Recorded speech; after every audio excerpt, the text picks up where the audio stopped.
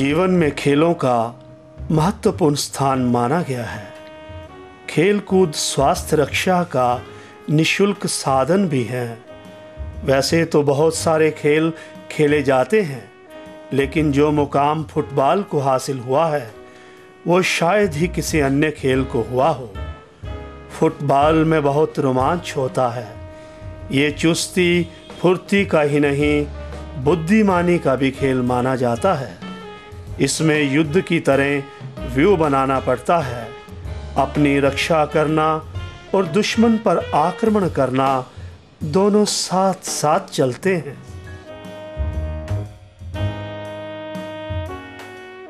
स्वामी विवेकानंद जी ने अपने देश के नवयुवकों को कहा था कि शारीरिक दुर्बलता ही उनके दुखों का एक कारण है। सर्वप्रथम हमारे देश के नवयुवकों को बलवान होना चाहिए, धर्म पीछे आ जाएगा। गीता के अभ्यास के अपेक्षा खेल खेलने से स्वर्ग के द्वार के हम निकट आ जाएंगे। और उनके इस कथन से ये स्पष्ट है कि एक स्वस्थ शरीर में ही एक स्वस्थ मस्तिष्क का निवास संभव है।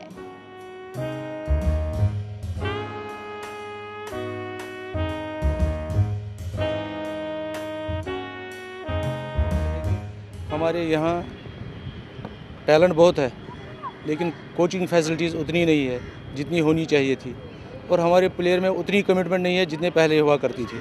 आजकल आप देखिए क्रिकेट में पूरे हिंदुस्तान में क्रिकेट का रुझान बहुत बढ़ रहा है, जबकि फ़ुटबॉल एक ऐसी गेम थी जिसमें हर कोई आता था खेलने के लिए, लेकिन अब फुटबॉल की तरफ कोई ध्यान नहीं देता है। हिंदुस्तान की रैंकिंग में आप देख लीजिए, हिंदुस्तान 125 नंबर पर पहुँच गया है, जबकि पहले हुआ करता था हिंदुस्तान फुटबॉल में 90-80 की रैंकिंग पे हुआ करता था। आज हम आपकी मुलाकात फुटबॉल के एक ऐसे खिलाड़ी से करवाने जा रहे हैं जिन्होंने न सिर्फ रियासत में बल्कि राष्ट्रीय और अंतर्राष्ट्रीय स्तर पर भी कई उपलब्धियां हासिल की। तो चलिए रूबरू होते हैं ऐसी शख्सियत से। अरुण जी, आपका स्वागत है। अरुण जी, हम आपसे ये जानना चाहेंगे कि आपका बचपन कैसे बीता और आप इस खेल में कैसे आए। बचपन से ही मैं यहाँ जम्मू सिटी में ही बिलोंग करता हूँ। फैमिली मेरी यहीं पे रहती है, पहाड़िया मोहल्ला में, और मेरी स्कूलिंग वगैरह यहीं जम्मू में ही हुई है, जैन स्कूल और डिवीजन में। तो वहाँ फुटबॉल का स्पोर्ट्स का काफ़ी सपोर्ट करते थे वो लोग वहाँ पे, और वहीं पे मैंने वहाँ पे स्टार्ट किया अपना फुटबॉल कैरियर। और परेड ग्राउंड हमारे घर के पास ही थी। तो फुटबॉल लवर्स वहाँ ज़्यादा हैं, क्योंकि ऑल ओवर द सिटी जितने भी सिटी है वहाँ जम्मू सिटी, वो वहीं पर फुटबॉल खेलने या क्रिकेट खेलने आते थे। लेकिन मुझे फ़ुटबॉल का ज़्यादा शौक़ था, क्योंकि जब भी मैं टीवी में फुटबॉल मैच ही देखता था यूरोप के या एशियन कंट्रीज़ के, तो उससे मैं काफ़ी इंस्पायर हुआ था। क्योंकि उन दिनों डेविड बैकहम और ये सब काफ़ी फॉर्म में खेलते थे, रोनाल्डो, डेविड बैकहम, ज़िडान, ये सब खेलते थे। और स्कूल लेवल पे भी काफ़ी बच्चे थे जो मतलब फ़ुटबॉल खेलना चाहते थे, और स्कूल की तरफ से काफ़ी सपोर्ट भी था। तो स्कूल की टीम बनाना शुरू की, फिर आहिस्ता आहिस्ता स्कूल के बच्चे इन्वॉल्व हुए, स्कूल के एडमिनिस्ट्रेशन ने काफ़ी सपोर्ट की। फिर हम लोग इंटर डिस्ट्रिक्ट लेवल पे खेलना शुरू किया, फिर स्कूल नेशनल खेलने भी गए। तो इन्हीं सब चीज़ों से मुझे इंस्पिरेशन मिली और मैंने फुटबॉल कैरियर शुरू किया। और यहाँ से काफ़ी प्लेयर प्रोड्यूस हुए हैं जो मतलब जम्मू सिटी से जो फुटबॉल हायर लेवल पे खेलते हैं। और मैंने स्टार्टिंग कैरियर भी यहीं से शुरू किया था, और मैंने कभी सोचा भी नहीं था कि भाई मैं इस लेवल पे आज बाईचुंग भूटिया के साथ मैं रूममेट हूँ या खेलता हूँ, उनके साथ काफ़ी साल तक खेला हूँ। तो उस टाइम हम उनको टीवी में ही देखते थे, उनसे मिलना तो दूर की बात है, देखने के लिए भी हम सिर्फ टीवी में देखते थे। तो वो सब चीज़ों से काफ़ी इंस्पायर हुआ था, और उसी से मैंने फ़ुटबॉल का अपना शुरू किया था कैरियर। और उन दिनों फुटबॉल की टूर्नामेंट्स वगैरह बहुत ज़्यादा होती थी परेड में, और वो सब मैचेस देखने जाते थे। तो कभी हम सोचते थे कि हम भी फुटबॉल खेलेंगे तो हमें भी लोग देखेंगे, अच्छा लगता था। तो उन्हीं सब चीज़ों से हमें इंस्पिरेशन मिली। जैसे आज तक देखा गया है आजकल की बच्चे जो मतलब गेम सिलेक्शन करते हैं, तो वो या तो स्कूल लेवल पे करते हैं या कॉलेज लेवल पे करते हैं। तो आपको क्या लगता है कि ये सिलेक्शन जो है वो इस लेवल पे ठीक है, या फिर बचपन से ही कुछ गेम्स जो है वो चूज़ कर लेनी चाहिए? इज़ ए गुड क्वेश्चन, क्योंकि that's why our football is going down. क्योंकि स्टेट का फुटबॉल थोड़ा काफ़ी टाइम से पीछे जा रहा था, लेकिन अभी थोड़ा पिकअप हुई है। रीज़न ये है कि भाई हमें रूट लेवल से फुटबॉल को उठाना है। अगर हम 10th क्लास हो क्रॉस कर गए या ग्रेजुएशन के टाइम हम लोग डिसाइड कर रहे हैं कि which game we want to play, तो उस टाइम आपकी जो पीक एज है, पीक प्रैक्टिस का टाइम है, पीक लर्निंग प्रोसेस है, वो सब आपका छूट जाता है। तो इसमें हमारे पेरेंट्स को, जो कंसर्निंग कोचेज़ हैं, काउंसिल है या थोड़ी गवर्नमेंट है, उनको थोड़ा प्रेशराइज करना चाहिए कंसर्निंग स्कूल्स में, कॉलेजेस में, कि स्टार्टिंग से जब बच्चा क्लासेस में एक सब्जेक्ट पढ़ रहा है कुछ एजुकेशन के जरिए, तो उसमें स्पोर्ट्स का भी थोड़ा एक पॉइंट हो, गेम्स का। आई डोंट से कि फुटबॉल हो, what ever, football, cricket, hockey, कुछ भी हो तो वो होना चाहिए स्पोर्ट्स का एक सब्जेक्ट। तो उसमें क्या होगा कि अवेयरनेस आएगी। और अभी रिसेंट जो है आप देखो बाहर में जितने भी फुटबॉल के क्लब्स हैं या कुछ हैं, तो मेरे को लगता है बहुत ज़्यादा अर्न कर रहे हैं प्लेयर, सेटल्ड वेल सेटल्ड हैं। ओनली रीज़न कि अभी बाहर अवेयरनेस आई है स्पोर्ट्स में, प्लेयर्स को, प्रोफेशनल प्लेयर्स हैं, उनको अर्निंग हो रही है, वो सब फैसिलिटीज़ मिल रही हैं। उन सब को देखते हुए इन हमें स्टेट के पेरेंट्स, जो भी गवर्निंग बॉडी है, उन लोगों को सोचना चाहिए कि हमें बच्चे को रूट लेवल, छोटे लेवल से अगर उनको स्पोर्ट्स में नहीं डालें तो एक तो उनकी फ़िज़िकल फिटनेस, एक उनकी डाइट का प्रोग्राम, एक उनका कोचेस को चाहिए कि उनको किस टाइम पे प्रोटीन लेना है, किस टाइम पे कार्बोहाइड्रेट्स लेना है। यहाँ पे स्पोर्ट्स मेडिसिन डॉक्टर होने चाहिए जो कि प्लेयर्स को कभी छोटी मोटी इंजरीज़ हो तो उनको पता हो, क्योंकि जब कभी यहाँ इंजरीज़ होती है, कुछ होता है, तो प्लेयर्स को पता ही नहीं है कि क्या ट्रीटमेंट लेना है, क्या नहीं लेना है। तो वो सब अपॉइंट करने चाहिए, जिससे हम लोग काफ़ी हायर लेवल पे कम्पीट करने में, प्लेयर्स जब इंडिया टीम में खेले, इंडिया रिप्रेजेंट करे, स्टेट रिप्रेजेंट करे, तो हमारे स्टेट का नाम ही रोशन होगा। बट थिंग इज़ दैट कि अगर हम उन प्लेयर्स को फैसिलिटीज़ पहले नहीं दें तो हम लोगों का प्लेयर्स कहते हैं, हम कैसे एक्सपेक्ट कर सकते हैं कि हमारा प्लेयर हायर लेवल पे मेडल लेके आएगा या कुछ भी, whatever he want to achieve. तो इन सब चीज़ों को देखते हुए हमें सोचना चाहिए कि भाई बचपन से ही अगर हम सोचें, जैसे बाहर यूरोप में ऐसा होता है कि जितने भी टॉप लेवल के प्लेयर्स हैं, रोनाल्डो है, बैकम है या मैराडोना है, कोई भी है, तो ये लोग बचपन से ही अकेडमीज़ में जाते हैं फुटबॉल सीखने अकेडमीज़ में ही गए हैं।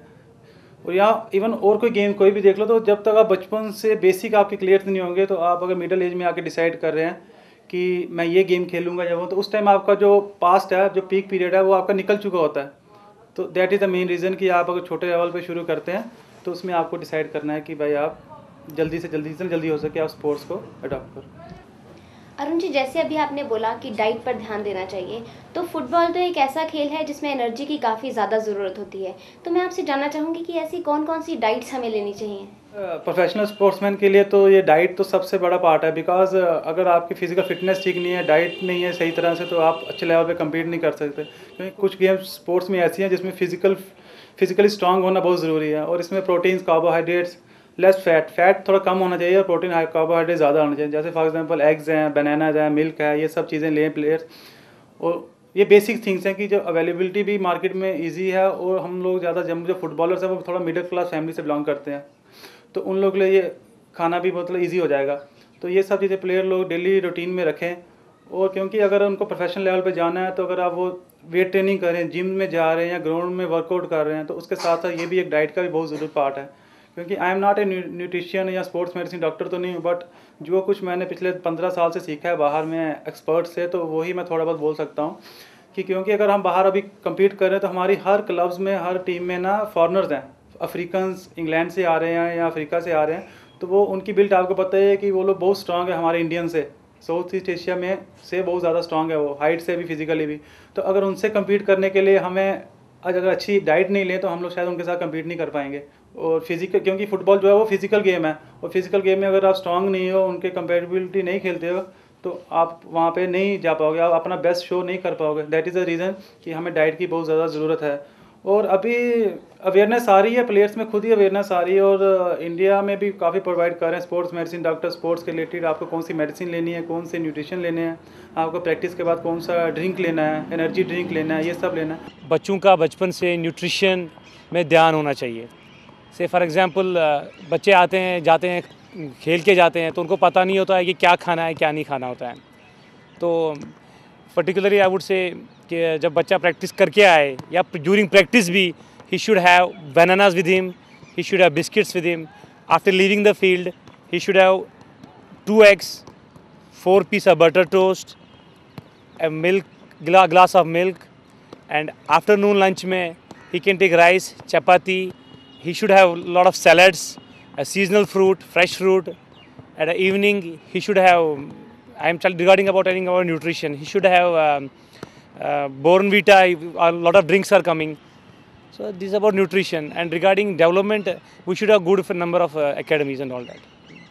क्योंकि फॉर एग्जांपल क्रिकेटर्स हैं, तो धोनी या सहवाग है, इनका जब इन्होंने इंडिया टीम में ज्वाइन ही किया था, तो इनका बताते थे कि ये इतने लीटर दूध पीते हैं, इतने लीटर ये, तो वो एक मजाक की बात नहीं है, क्योंकि वो बच्चों में उन्होंने वो सब डाइट ली हुई है, तो वो उनको आज काम आ रही हैं। और दूसरी चीज़, सबसे बड़ी चीज़ ये होती है कि अगर आप डाइट अच्छी ले रहे हो, तो आपको इंजरी प्रोन नहीं होते, आपको इंजरीज बहुत जल्दी नहीं आती। जैसे हमारे यहाँ रिसेंट जो फुटबॉल गेम है, इसमें तो इंजरीज प्रोन गेम है, तो इसमें जब आप अगर डाइट अच्छी ले रहे हो तो आपको इंजरीज नहीं आएगी और आपका कैरियर जो है वो लंबा जाएगा।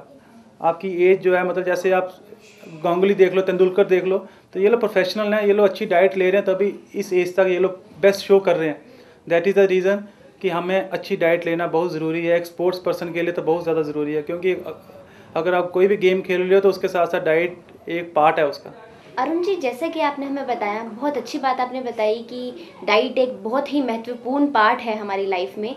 तो आजकल मैं ये आशा करती हूँ कि जो बच्चे भी ये प्रोग्राम देख रहे होंगे वो अपनी डाइट पर खासकर पूरा ध्यान देंगे, ताकि वो भी बड़े होकर कुछ अच्छे खिलाड़ी बन सकें। तो आप मुझे ये बताइए कि सिर्फ क्या डाइट ही एक मतलब ऐसा साधन है कि जिससे हम अच्छे लेवल पर खेल सकते हैं, या फिर कुछ और जैसे व्यायाम, सुबह की सैर आदि, इन सब से भी कुछ फ़ायदा होता है? जैसे आप फुटबॉल प्रैक्टिस करते हो, ग्राउंड में फील्ड में प्रैक्टिस करते हो, डाइट करते हो, तो इसके साथ साथ आपको योगा, मेडिटेशन और ये सब करना बहुत ज़रूरी है। क्योंकि जब हम फुटबॉल खेलते हैं तो हम कंटिन्यू 7 डेज़ फुटबॉल नहीं खेलते हैं वीक में, हम 5 डेज़ फुटबॉल खेलते हैं। 1 डे हमारा योगा सेशन रहता है या फिर हमारा मेडिटेशन सेशन रहता है। वो जो चीज़ है उस चीज़ से आपका स्टेमिना बिल्ड होता है, आपका एनर्जी लेवल बिल्ड होता है। ये जो है diet, protein, carbohydrates, energy drink, ये सब एक पार्ट है। अगर आप फुटबॉल खेल रहे हो और आप डाइट अच्छी नहीं ले रहे हो या आप मेडिटेशन, योगा ये सब नहीं कर रहे हो, तो आपका कैरियर जो है वो ज़्यादा लॉन्ग पीरियड तक नहीं जाएगा।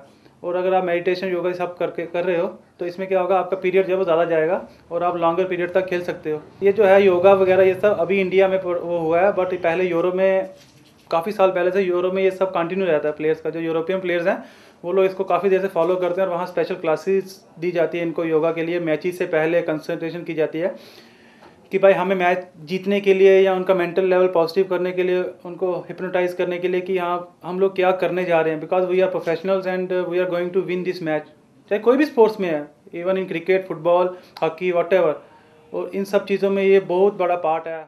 ये तो हुई खेल और स्टेमिना बढ़ाने की बातें। अब हम आपसे ये जानना चाहेंगे अरुण जी कि आप अंतर्राष्ट्रीय और राष्ट्रीय स्तर पर बहुत बारी खेले हैं। स्टेट लेवल पे और राष्ट्रीय और अंतर्राष्ट्रीय स्तर पर आप क्या डिफरेंसेस महसूस करते हैं, और क्या क्या हमारी मतलब गवर्नमेंट को, स्टेट गवर्नमेंट को, बच्चों को क्या क्या प्रोत्साहन देना चाहिए? मैंने फुटबॉल कैरियर यहीं से शुरू किया, जम्मू से। और जब स्टार्टिंग मेरा यहाँ क्लब था तो वो यंग स्पोर्ट्स क्लब और विजय क्लब में मैंने यहाँ खेला। वो यहाँ के लीग चैम्पियन क्लब्स हैं। और वहाँ 2-3 साल खेलने के बाद यहाँ मेरे को जेके बैंक से ऑफ़र आ गई थी, तो वहाँ मेरे को परमानेंट जॉब मिल गया था यहाँ बैंक में। वहाँ 4-5 साल मैंने जेके बैंक में भी फुटबॉल टीम में खेला हुआ है। और वहीं से मेरा जो प्रोफेशनल कैरियर शुरू हुआ था, उस टाइम मैंने डिसाइड किया था कि भाई मैं बैंक छोड़ के एयर इंडिया ज्वाइन कर रहा हूँ। तो वहाँ से मेरा प्रोफेशनल कैरियर शुरू हुआ था। और वो फुली प्रोफेशनल क्लब्स हैं, एयर इंडिया, महिंद्रा, ईस्ट बंगाल, मोहन बागान, ये लोग नेशनल लीग्स वगैरह खेलते हैं। तो ये तो स्टेट के क्लब्स हो गए और वो हो गए नेशनल लेवल के क्लब्स। तो जब मैंने वहाँ गया और वहाँ देखा वहाँ का इंफ्रास्ट्रक्चर, और it was a vast difference between state का और वहाँ के लेवल का। बॉम्बे में एयर इंडिया बेस्ड है। वहाँ पे मैंने जब कोचेज़ लोगों से प्रैक्टिस शुरू की और वहाँ फॉरनर्स प्लेयर्स जो थे इंडियन और टॉप लेवल के, जो इंडिया टीम में उस टाइम प्रेजेंट करते थे, और हम लोग सिर्फ उनको उस टाइम टीवी में देखते थे। और जब मैं वहाँ पे गया तो वहाँ पे जब उनको पता चला कि मैं JNK से आया हूँ, तो वो लोग, आपको पता है JNK जब भी कहीं